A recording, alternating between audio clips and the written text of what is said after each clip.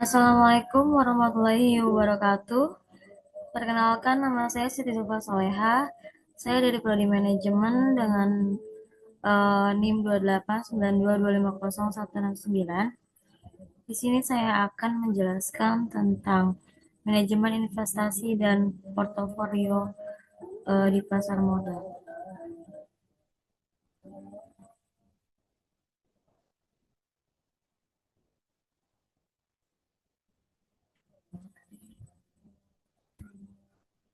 Pengertian investasi. Definisi. Investasi adalah penetapan uang atau dana dengan harapan memperoleh keuntungan di masa depan. Investasi memiliki dua sistem, yaitu return dan risiko. Hukum investasi. Semakin tinggi return yang ditawarkan, semakin tinggi pula risiko yang harus ditanggung investor. Kesalahan berinvestasi dapat menyebabkan kerugian, bahkan kehilangan modal. Alasan berinvestasi. Yang pertama di sini ada penurunan produktivitas. Produktivitas seseorang cenderung menurun sering seiring waktu, sehingga investasi dapat membantu menjaga tingkat pendapatan. Kedua, ketidakpastian ekonomi. Lingkungan ekonomi yang tidak menentu dapat menyebabkan penghasilan lebih kecil dari pengeluaran. Investasi dapat menjadi solusi. Ketiga, kebutuhan yang meningkat. Kebutuhan manusia yang cenderung meningkat seiring waktu, investasi dapat membantu memenuhi kebutuhan tersebut. Tujuan investasi. Di sini yang pertama yaitu meningkatkan kesejahteraan. Tujuan utama investasi adalah untuk meningkatkan kesejahteraan investor. Yang kedua ada menghindari inflasi. Investasi dapat membantu melindungi kekayaan dari penurunan nilai akibat inflasi. Yang terakhir ada penghematan pajak. Beberapa negara memberikan fasilitas perpajakan bagi investor di bidang usaha tertentu. Jenis investasi. Di sini ada dua bagian. Yang pertama ada indexed investment, yaitu investasi yang dilakukan akibat pertambahan permintaan, biasanya disebabkan oleh pertambahan pendapatan. Yang kedua ada autonomous investment, yaitu investasi yang dilakukan secara bebas, tidak dipengaruhi oleh pertambahan permintaan efektif.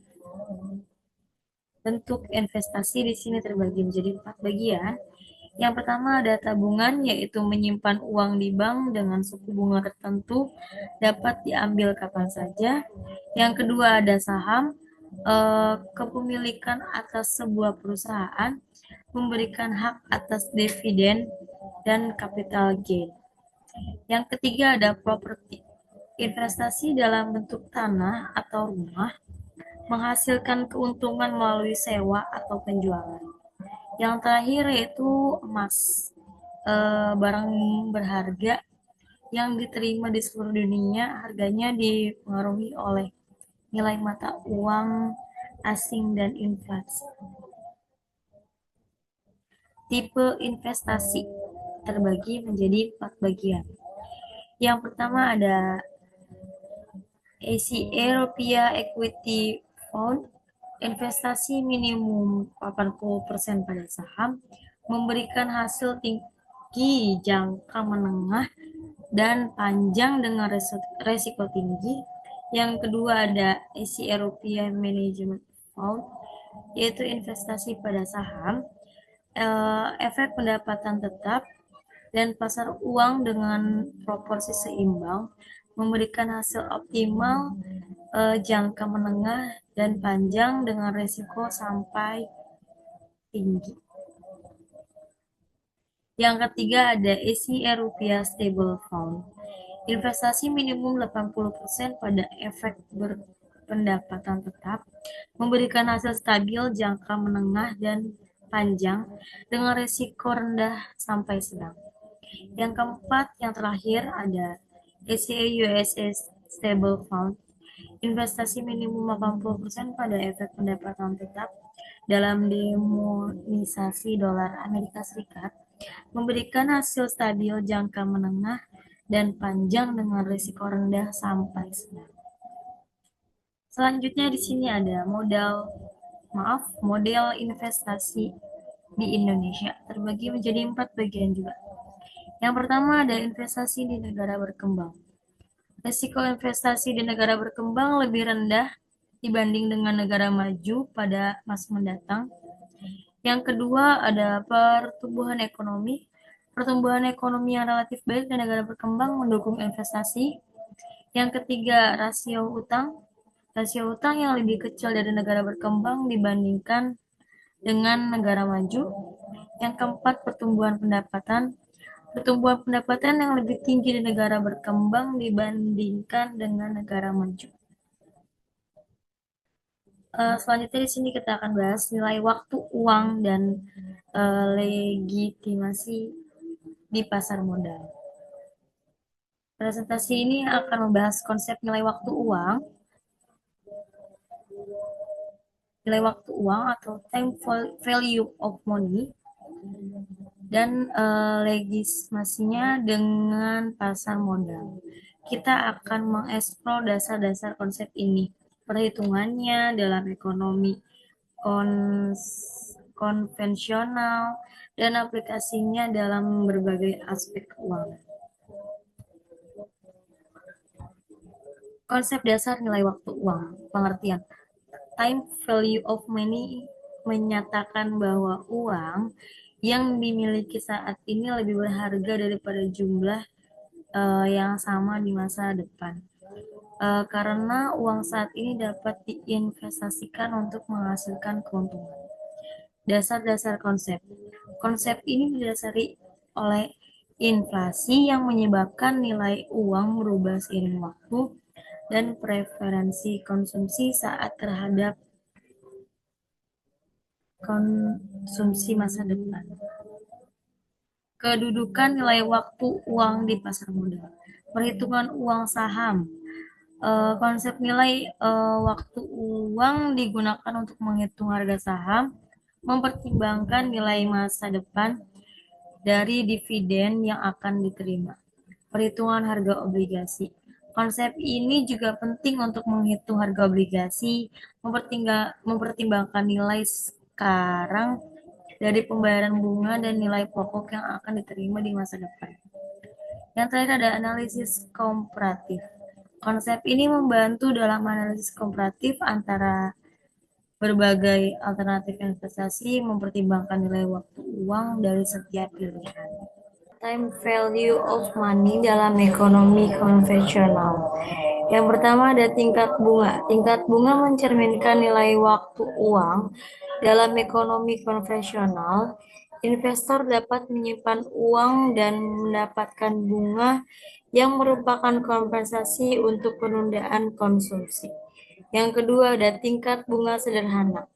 Bunga sederhana dihitung berdasarkan nilai pokok pinjaman atau investasi tanpa mempertimbangkan bunga yang telah terkumpul sebelumnya. Yang ketiga, tingkat bunga menjamuk. Bunga menjamuk dihitung berdasarkan nilai pokok dan bunga yang telah terkumpul sebelumnya, sehingga menghasilkan pertumbuhan yang lebih cepat dari nilai investasi.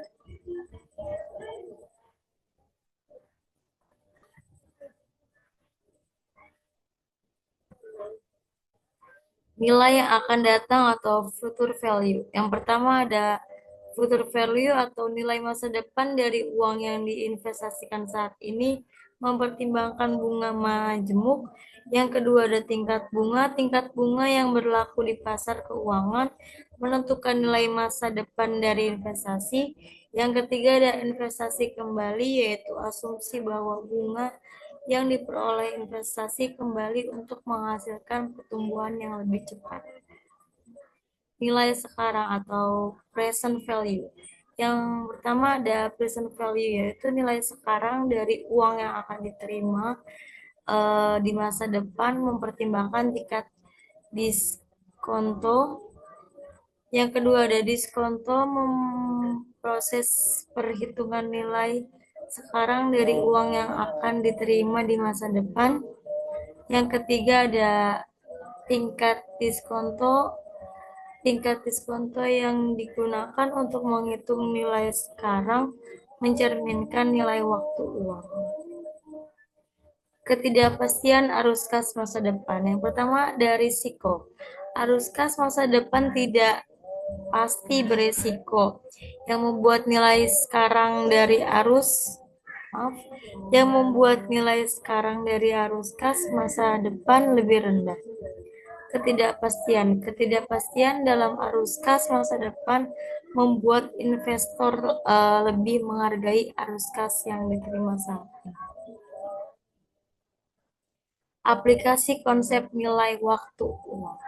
Yang pertama ada compound rate, digunakan untuk memperhitungkan nilai masa depan atau future value.